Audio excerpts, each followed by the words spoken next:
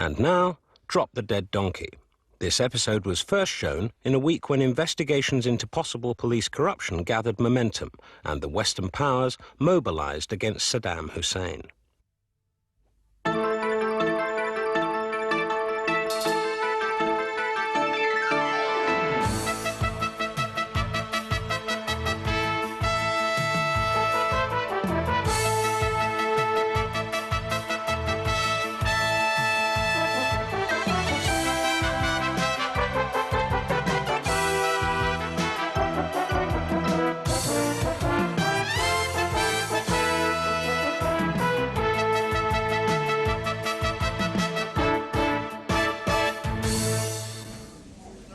To get through today, please, so try and bear with me.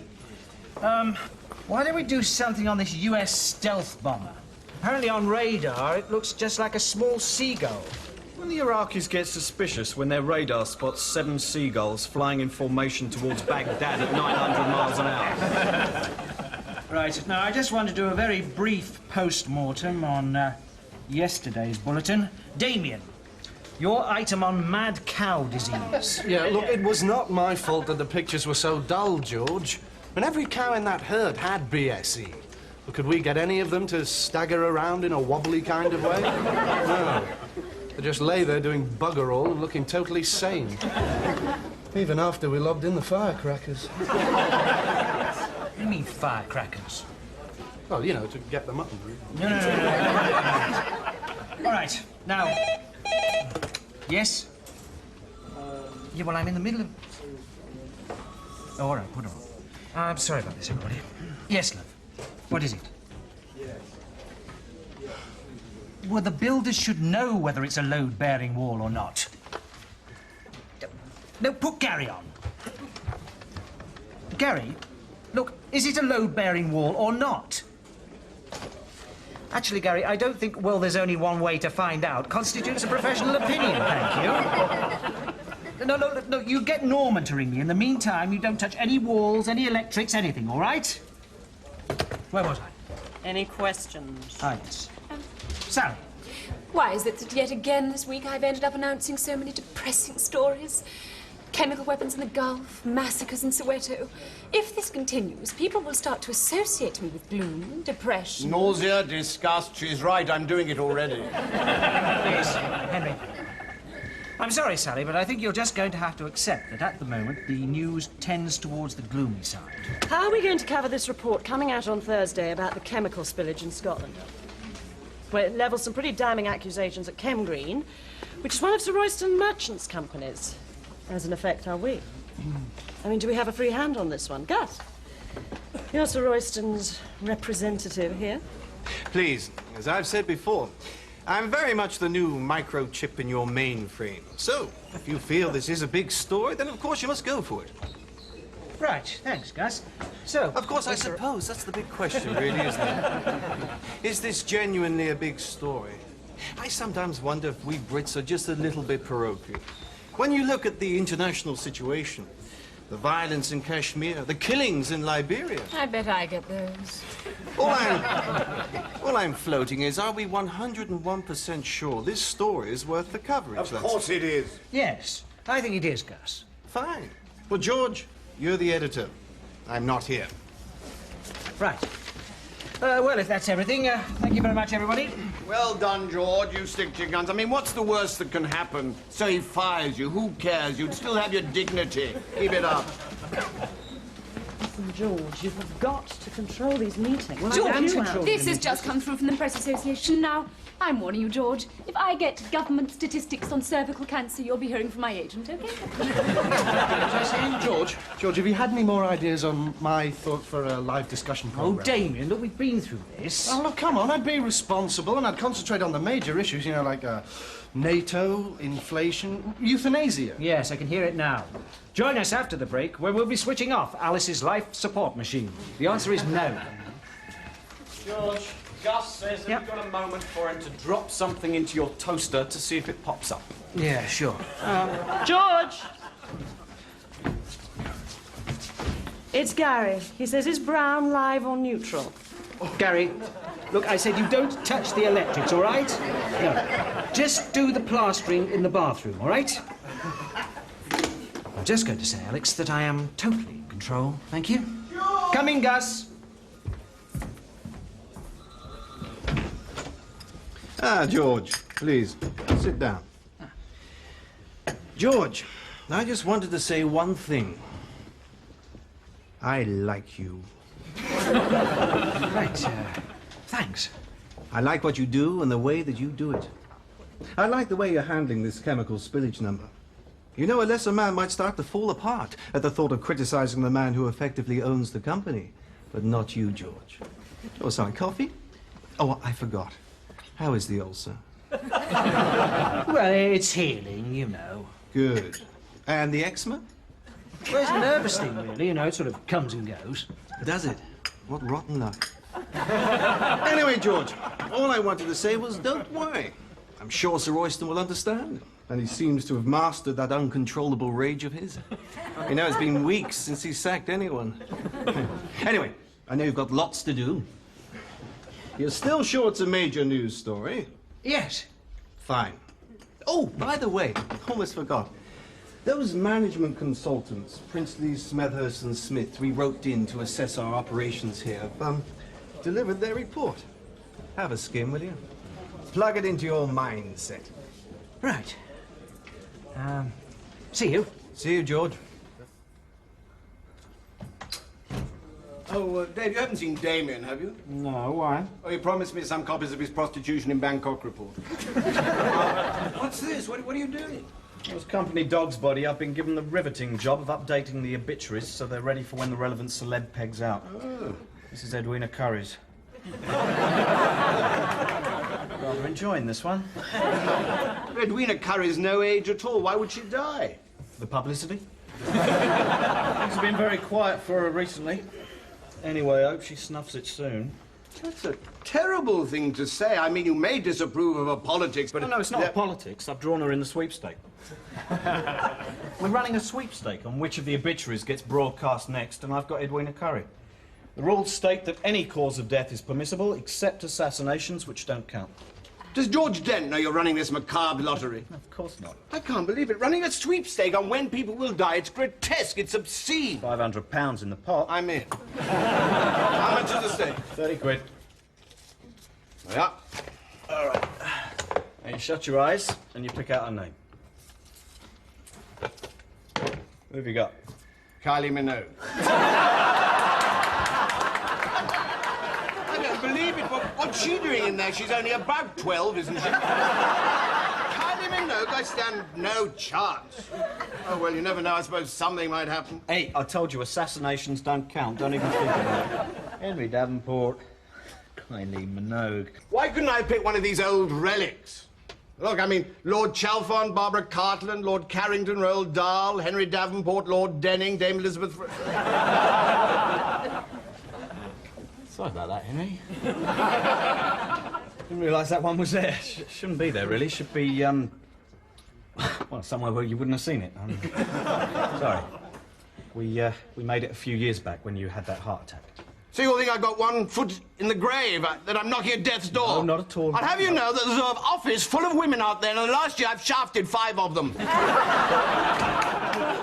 Keep your voice down. Look, these obituaries, they're nothing to do with age. They're eulogies. They're tributes. They show how much someone has achieved. Then what's Kylie Minogue doing there? Eddie the Eagle Edwards?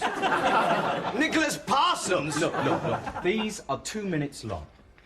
Eddie Edwards is 20 seconds long, to be precise, whereas yours, Henry, yours is 1 hour long. You see, it's a special programme devoted entirely to your memory on account of your stature. My stature? Your stature, yes. I mean, look, you don't see an obituary up here for Sally Smedley, do you? No. Exactly.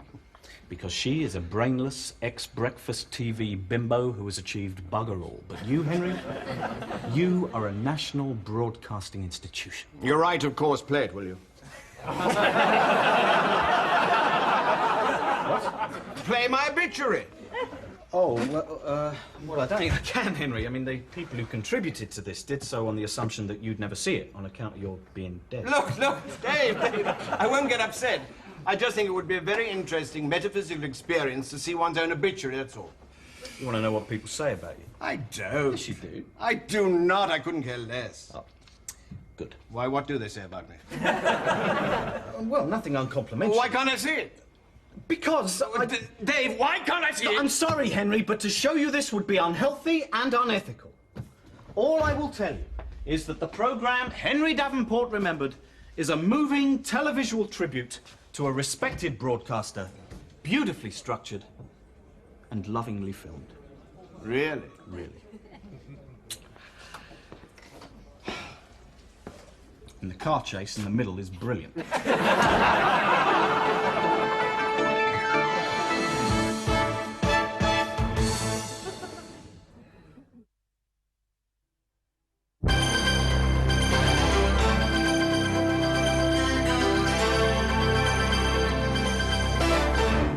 Good evening. The main headlines tonight. President Bush has said he will not negotiate over the hostages. Saddam Hussein has warned of a bloodbath if Iraq is attacked. And George Dent has been sacked. His replacement as editor at Globelink News will be Sir Roysten Merchant's pet gerbil Disraeli, who has promised not to run the Kem Green story. But first, home news from Sally. A house in Ealing collapsed today after workmen had removed every single load-bearing wall. One of the workmen, called Gary, was revealed to be an escaped psychopath who goes around deliberately destroying people's homes. George! George! Haven't you got a home to go to? I doubt it. What time is it? midnight. Oh. I fell asleep reading this. What is it? Oh, it's that report from Gussie's management consultants. Poncy, Smartass and Smug, whatever the bloody names are. Apparently, I'm deeply disorganised. Can you believe that? Deeply disorganised. I'm going to underline that bit.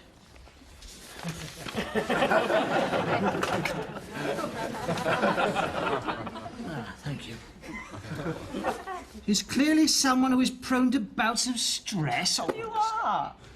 obviously, this report is... Look, forget this report. Relax.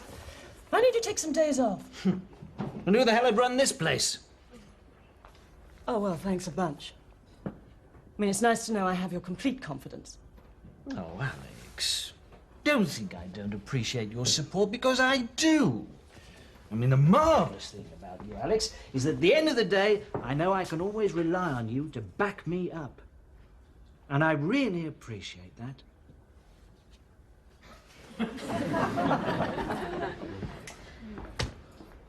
Henry Davenport was a remarkable broadcaster, though he was not necessarily always an easy man to work with.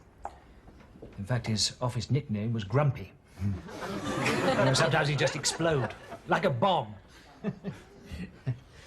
But we all loved him. 5 minutes till on air. Stand by BT2, BT1. Right, so then we'll do the West Midlands Serious Crime Squad investigation. How several important documents have gone missing. Probably claim the Birmingham Six stole them while they were beating themselves up.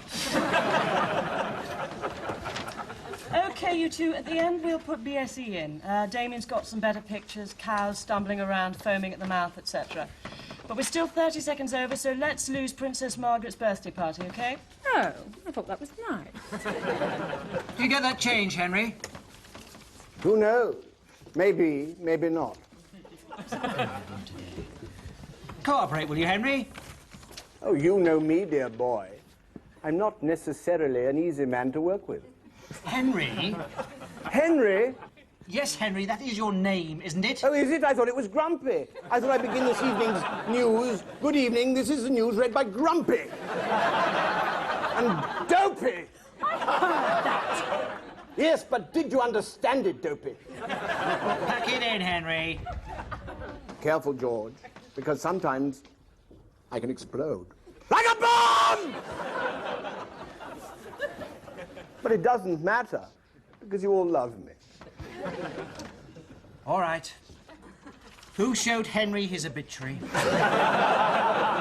The so-called obituary contains 12 factual errors. How did he get to see it? I don't know. I locked it away. I said I want the obituary re-edited. I resent its carping tone. Perhaps we could deal with this later. Yes, here. We haven't time to discuss some vain old poser's obituary. They haven't made one for you. What do you mean? It wasn't worth it, apparently, because you're a brainless ex-breakfast TV bimbo that's achieved bugger all. Isn't that right, Dave? Cheers, Henry. Eddie the Eagle Edwards has got one. And Annika Rice. But you haven't. Is this true? Look, we can talk about this later. Now, can we please get on? Yes? Yes, Gary.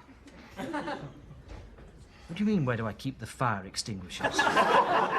No, never mind being prepared. Look, I said don't touch the wiring. Just concentrate on the plastering in the bathroom, all right?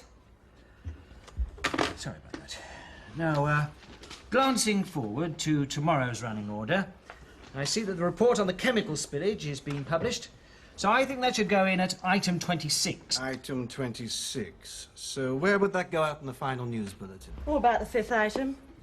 Unless it gets forced lower by bigger stories. We leave gaps in case that happens. Even the hugest story would only go in at number 5. So the Chem Green story's at 26. At 30, 26, we'll have... you know, that does seem very high profile.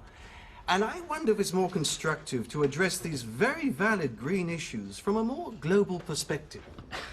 Well, I hear what you're saying, Gus, but I really don't think we can neglect this story. Well, of course we can't. It's important, significant, and we have got some great footage. You know, of dead fish floating down the water. Yeah, Damien.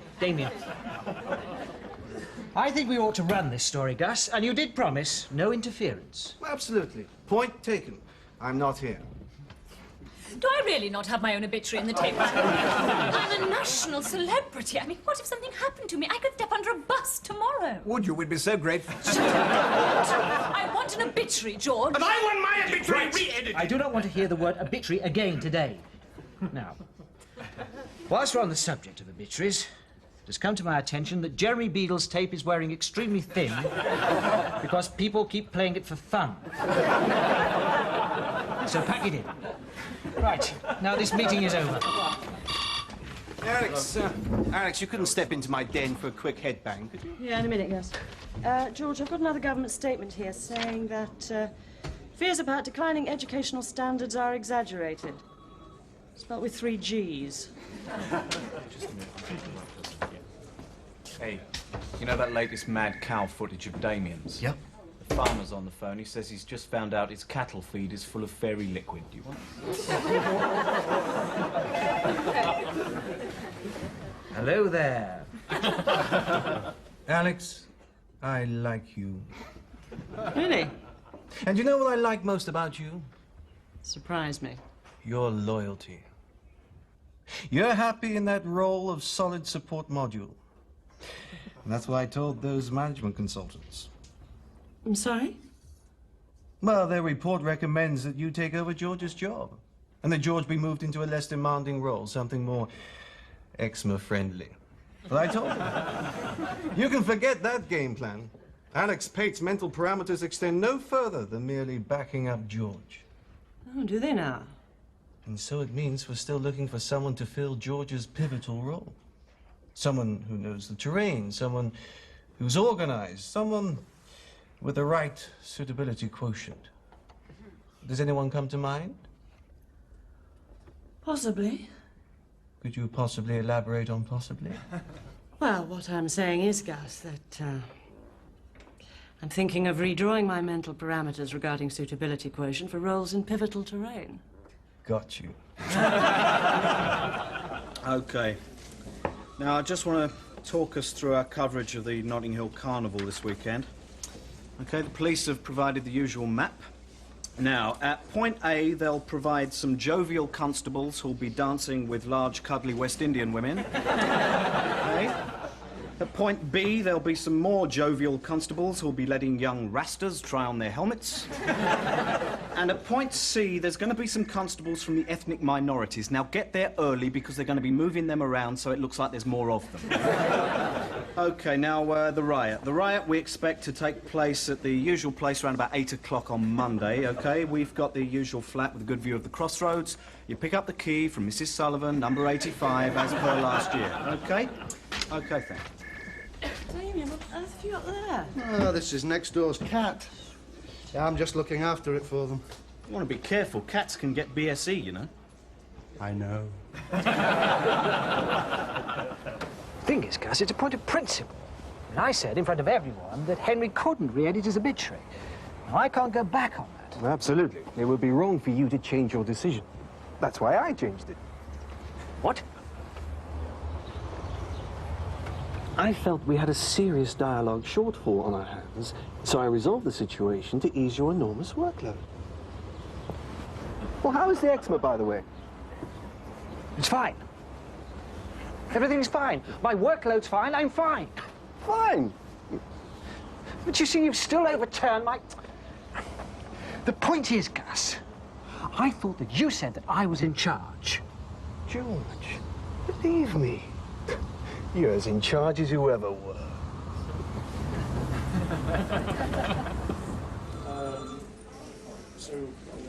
Did anyone see that sex talk program on Channel 4 last night? Sex is becoming like the bloody World Cup. Sod all action followed by hours of post-match analysis. Everyone banging on about the female orgasm. Before feminists were invented, women used to lie back and be grateful. I'm telling you, whenever a woman comes back to my place, the earth moves. What I've heard, you'd be extremely lucky if any part of your anatomy moved. All right. Now, I want to do a follow-up on BSE, but no pictures this time, thank you, Damien. No foaming cows. No cats that have been dosed up with Benylin. So BSE's at 31. The Kem Green spillage story stays at 26. Yes, George, I was wondering about the Kem Green thing. Is this story really worth carrying? You've changed your tune. One should keep an open mind. Yes. How is the obituary coming along, Henry? It's editing together nicely, thank you. So's mine. It seemed only fair to be even-handed. I think that perhaps Henry does have a point about this Kem Green story. Hang on. How have you been nobbled? No, don't tell me. The live discussion programme. It's only a tryout, George, to see if Damien's baby has legs. I think you've walked into an ambush, George. Does anyone else feel the Kem Green story's not worth running? Well, I've got my doubts about it. Well, stop me, there's a surprise. We are running this story because it is significant, isn't that right, Alex? Well, Well, what? well, there are a lot of stories surfacing just now which might squeeze it out. Right. Well, in the light of all your misgivings about it, I have decided that the Kem Green story stays. Because someone has to ensure that we select the news on the basis of the public's right to know, rather than our own self-interest. And if running this story and showing integrity and independence means that I get the sack from Sir Roysten Merchant, then so be it.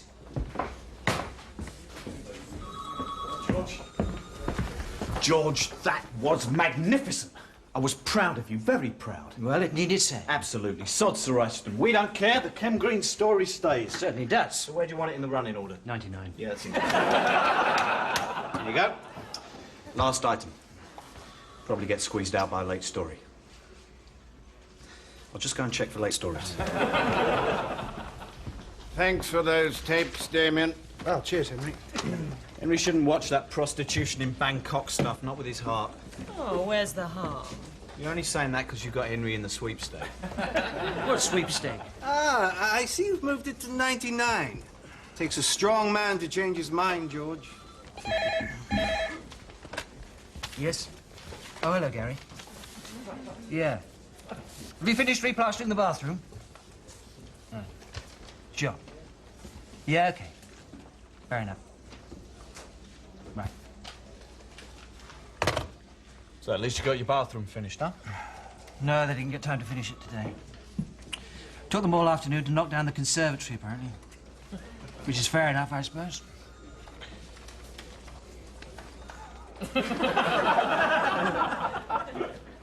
I didn't ask them to knock down the conservatory.